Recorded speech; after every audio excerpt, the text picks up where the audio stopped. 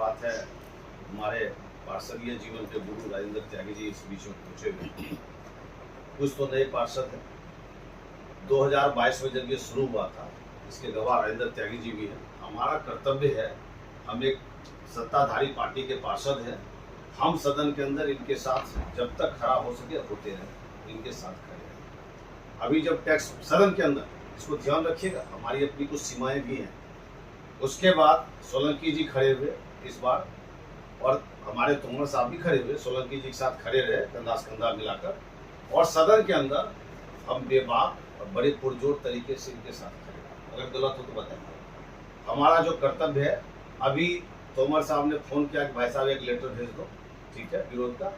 हमने पत्र इनके पास भेज दिया, हमने कहा जाओ जमा कर दो। और सुनो, जब सदन की बैठक होगी, हम सदन के सिपाही समझे, और सदन की बैठक होगी तो उसमें जो मेरा रोल होगा वो सब देखेगा, क्योंकि हमारी जिम्मेदारी हमको वहीं तक रहने को सीमित करती है। आज राजेंद्र त्यागी जी बता देता हूँ, सदन के अंदर जितनी लड़ाई इन्होंने लड़ी है, मैंने कभी इनको सड़क पर आके लड़ते नहीं देखा। उसके क्यों? वहाँ एक जिम्मेदारी में थे ही। हम उसी चीज को फॉलो करते हैं। आपको ये समझने की देर नहीं होनी चाहिए कि हमारा कोई भी पार्षद जो जनता के माध्यम से जीत के आता है, वो जनता के हक की लड़ाई नहीं लड़ेगा, लेकिन अपनी मर्यादाओं में, अपनी सीमाओं में उसको अनुशासित तरीके से, क्योंकि हमारी पार्टी है, हमारा मेयर है, हमारी सरकार है, हमको कितना बोलना है इसका हमको सीमा पता है। अब रही बात, सदन की बैठक होगी, उसके लिए हमने पत्र दिया, तोमर साहब आपने जमा भी किया उस 67 वाले पत्र में। सदन के अंदर जब बैठक होगी तो क्या बोलना नहीं बोलना है उसकी जानकारी हमें भी, भगवान के पास अच्छा कानून की जानकारी है।